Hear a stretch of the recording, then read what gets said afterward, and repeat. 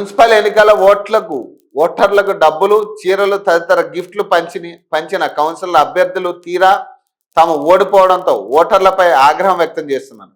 తమ డబ్బులు, తాము ఇచ్చిన వస్తువులు తిరిగి ఇచ్చేయాలని గొడవకు దిగుతున్నారు. రాష్ట్ర వ్యాప్తంగా పలు చోట్ల ఇలాంటి ఘటనలు వెలుగు చూస్తున్నాయి.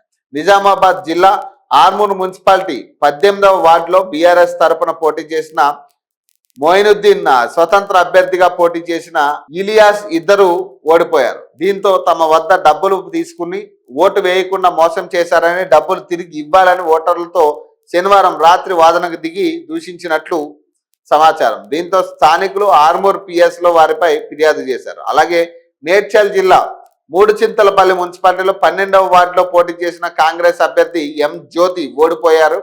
దీంతో ఓటమిని తట్టుకోలేని ఆమె ఎన్నికల ముందు తాను పంచిన డబ్బులు, చీరలు తిరిగి ఇవ్వమని కుటుంబ సభ్యులతో కలిసి ఇంటింటికి తిరిగి వసూలు చేశారట. అయితే చీరలు ఎవరు ఇవ్వమన్నారని ఆమెపై ఓటర్లు మండిపడుతున్నారు. యాదాద్రి భువనగిరి జిల్లా మున్సిపాలిటీ 1వ వార్డులో కాంగ్రెస్ పార్టీ అభ్యర్థి వరబోజు స్వరూప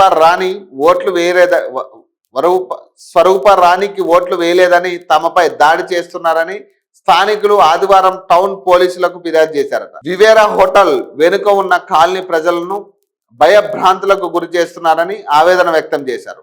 విజయోత్సవ ర్యాలీలో డీజేతో అసభ్యకరమైన పాటలు పెడుతూ ఇండ్లపై బీరు బాటిళ్లు విసిరి దుర్భాషలాడుతున్నారని ఆరోపించారు.